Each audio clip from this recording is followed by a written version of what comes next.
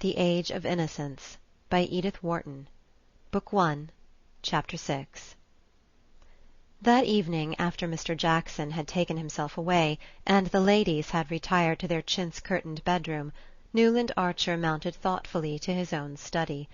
A vigilant hand had, as usual, kept the fire alive and the lamp trimmed, and the room with its rows and rows of books, its bronze and steel statuettes of "The Fencers" on the mantelpiece, and its many photographs of famous pictures, looked singularly homelike and welcoming.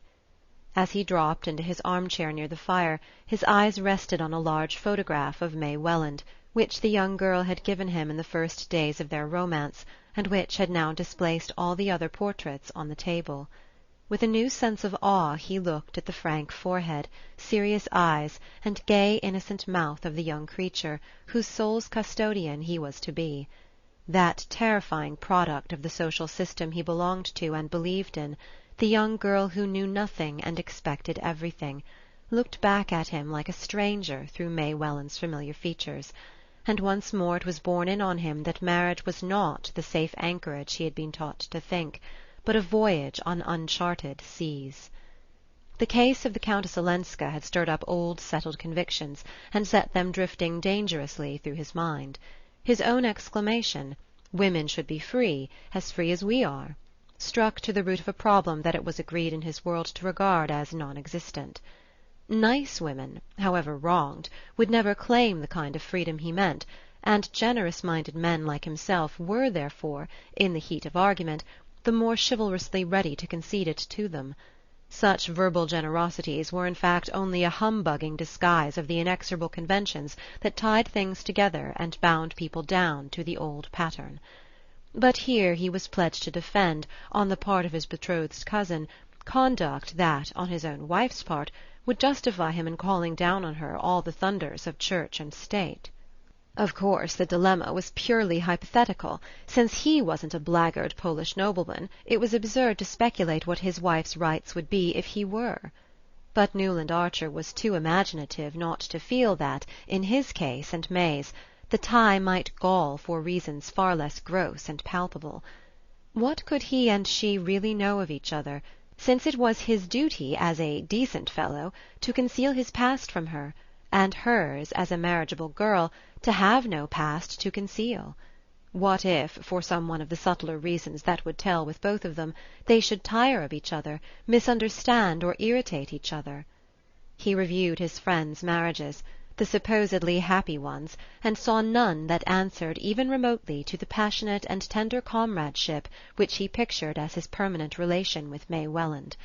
He perceived that such a picture presupposed on her part the experience, the versatility, the freedom of judgment, which she had been carefully trained not to possess, and with a shiver of foreboding he saw his marriage becoming what most of the other marriages about him were, a dull association of material and social interests held together by ignorance on the one side and hypocrisy on the other. Lawrence Lefferts occurred to him as the husband who had most completely realized this enviable ideal. As became the high priest of form, he had formed a wife so completely to his own convenience that in the most conspicuous moments of his frequent love affairs with other men's wives she went about in smiling unconsciousness, saying that Lawrence was so frightfully strict, and had been known to blush indignantly and avert her gaze when some one alluded in her presence to the fact that Julius Beaufort, as became a foreigner of doubtful origin, had what was known in New York as another establishment. Archer tried to console himself with the thought that he was not quite such an ass as Larry Lefferts, nor May such a simpleton as poor Gertrude, but the difference was, after all, one of intelligence and not of standards. In reality they all lived in a kind of hieroglyphic world where the real thing was never said or done or even thought, but only represented by a set of arbitrary signs, as when Mrs. Welland, who knew exactly why Archer had pressed her to announce her daughter's engagement at the Beaufort ball, and had indeed expected him to do no less, yet felt obliged to simulate reluctance, with the air of having had her hand forced, quite as, in the books on primitive man that people of advanced culture were beginning to read, the savage bride is dragged with shrieks from her parents' tent. The result, of course, was that the young girl who was the centre of this elaborate system of mystification remained the more inscrutable for her very frankness and assurance. She was frank, poor darling, because she had nothing to conceal, assured because she knew of nothing to be on her guard against, and with no better preparation than this, she was to be plunged overnight into what people evasively called the facts of life. The young man was sincerely but placidly in love. He delighted in the radiant good looks of his betrothed, in her health, her horsemanship, her grace and quickness at games, and the shy interest in books and ideas that she was beginning to develop under his guidance. She had advanced far enough to join him in ridiculing the idols of the king, but not to feel the beauty of Ulysses and the lotus-eaters. She was straightforward, loyal, and brave. She had a sense of humour, chiefly proved by her laughing at his jokes, and he suspected in the depths of her innocently gazing soul a glow of feeling that it would be a joy to waken. But when he had gone the brief round of her, he returned discouraged by the thought that all this frankness and innocence were only an artificial product. Untrained human nature was not frank and innocent. It was full of the twists and defences of an instinctive guile. And he himself felt oppressed by this creation of factitious purity, so cunningly manufactured by a conspiracy of mothers and aunts and grandmothers and long-dead ancestresses, because it was supposed to be what he wanted, what he had a right to, in order that he might exercise his lordly pleasure in smashing it like an image made of snow. There was a certain triteness in these reflections. They were those habitual to young men on the approach of their wedding-day, but they were generally accompanied by a sense of compunction and self-abasement of which Newland Archer felt no trace. He could not deplore, as Thackeray's hero so often exasperated him by doing, that he had not a blank page to offer his bride in exchange for the unblemished one she was to give to him. He could not get away from the fact that if he had been brought up as she had, they would have been no more fit to find their way about than the babes in the wood. Nor could he, for all his anxious cogitations, see any honest reason, any, that is, unconnected with his own momentary pleasure and the passion of masculine vanity, why his bride should not have been allowed the same freedom of experience as himself. Such questions, at such an hour, were bound to drift through his mind, but he was conscious that their uncomfortable persistence and precision were due to the inopportune arrival of the Countess Olenska. Here he was, at the very moment of his betrothal, a moment for pure thoughts and cloudless hopes, pitchforked into a coil of scandal which raised all the special problems he would have preferred to let lie. "Hang Ellen Olenska!" he grumbled, as he covered his fire and began to undress. He could not really see why her fate should have the least bearing on his, yet he dimly felt that he had only just begun to measure the risks of the championship which his engagement had forced upon him. A few days later the bolt fell. The Lovell Mingotts had sent out cards for what was known as a formal dinner, that is, 3 extra footmen, 2 dishes for each course, and a Roman punch in the middle, and had headed their invitations with the words, "To meet the Countess Olenska," in accordance with the hospitable American fashion which treats strangers as if they were royalties, or at least as their ambassadors. The guests had been selected with a boldness and discrimination in which the initiated recognized the firm hand of Catherine the Great. Associated with such immemorial stand-bys as the Selfridge Marys, who were asked everywhere because they had always been, the Beauforts, on whom there was a claim of relationship, and Mr. Sillerton Jackson and his sister Sophie, who went wherever her brother told her to, were some of the most fashionable and yet the most irreproachable of the dominant young married set. The Lawrence Leffertses, Mrs. Lefferts Rushworth, the lovely widow, the Harry Thorleys, the Reggie Chiverses, and young Morris Dagonet and his wife, who was a van der Luyden. The company, indeed, was perfectly assorted, since all the members belonged to the little inner group of people who, during the long New York season, disported themselves together daily and nightly with apparently undiminished zest. 48 hours later the unbelievable had happened. Every one had refused the Mingotts' invitation, except the Beauforts and old Mr. Jackson and his sister. The intended slight was emphasized by the fact that even the Reggie Chiverses, who were of the Mingott clan, were among those inflicting it, and by the uniform wording of the notes, in all of which the writers regretted that they were unable to accept, without the mitigating plea of a previous engagement that ordinary courtesy prescribed.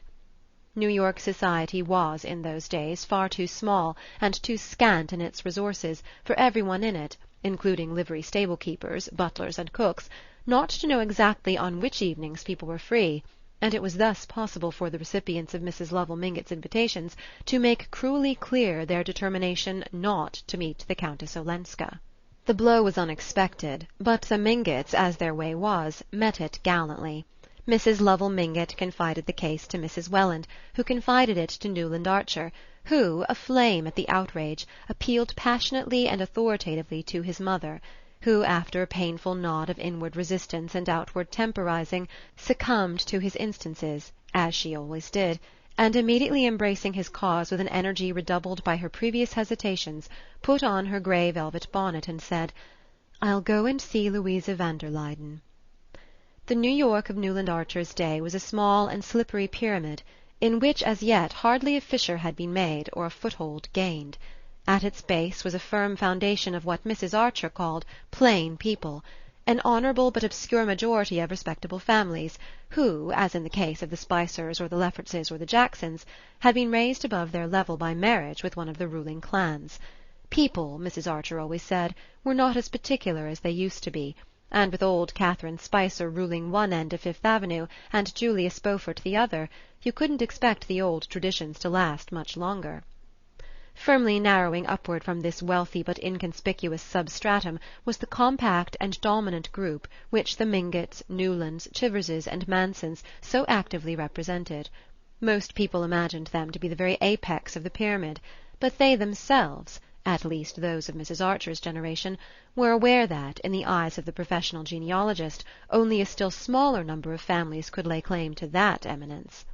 "Don't tell me," Mrs. Archer would say to her children, "all this modern newspaper rubbish about a New York aristocracy. If there is one, neither the Mingotts nor the Mansons belong to it, no, nor the Newlands or the Chiverses either. Our grandfathers and great-grandfathers were just respectable English or Dutch merchants who came to the colonies to make their fortune, and stayed here because they did so well. One of your great-grandfathers signed the Declaration, and another was a general on Washington's staff, and received General Burgoyne's sword after the Battle of Saratoga. These are things to be proud of, but they have nothing to do with rank or class. New York has always been a commercial community, and there are not more than 3 families in it who can claim an aristocratic origin in the real sense of the word." Mrs. Archer and her son and daughter, like everyone else in New York, knew who these privileged beings were, the Dagonets of Washington Square, who came of an old English country family allied with the Pitts and the Foxes, the Lannings, who had intermarried with the descendants of Comte de Grasse, and the van der Luydens, direct descendants of the first Dutch governor of Manhattan, and related by pre-revolutionary marriages to several members of the French and British aristocracy. The Lannings survived only in the person of 2 very old but lively Miss Lannings, who lived cheerfully and reminiscently among family portraits and Chippendales. The Dagonets were a considerable clan, allied to the best names in Baltimore and Philadelphia, but the van der Luydens, who stood above them all, had faded into a kind of super-terrestrial twilight, from which only 2 figures impressively emerged, those of Mr. and Mrs. Henry van der Luyden. Mrs. Henry van der Luyden had been Louisa Dagonet, and her mother had been the granddaughter of Colonel Dulac, of an old Channel Island family, who had fought under Cornwallis and had settled in Maryland after the war, with his bride, Lady Angelica Trevenna, 5th daughter of the Earl of St. Austrey. The tie between the Dagonets, the Dulacs of Maryland, and their aristocratic Cornish kinfolk, the Trevennas, had always remained close and cordial. Mr. and Mrs. van der Luyden had more than once paid long visits to the present head of the house of Trevenna, the Duke of St. Austrey, at his country seat in Cornwall, and at St. Austrey in Gloucestershire, and his Grace had frequently announced his intention of some day returning their visit, without the Duchess, who feared the Atlantic. Mr. and Mrs. van der Luyden divided their time between Trevenna, their place in Maryland, and Skuytercliff, the great estate on the Hudson which had been one of the colonial grants of the Dutch government to the famous first governor, and of which Mr. van der Luyden was still patroon. Their large, solemn house in Madison Avenue was seldom opened, and when they came to town, they received in it only their most intimate friends. "I wish you could go with me, Newland," his mother said, suddenly pausing at the door of the brown coupe. "Louisa is fond of you, and of course it's on account of dear May that I'm taking this step. And also because, if we don't all stand together, there'll be no such thing as society left. Chapter 7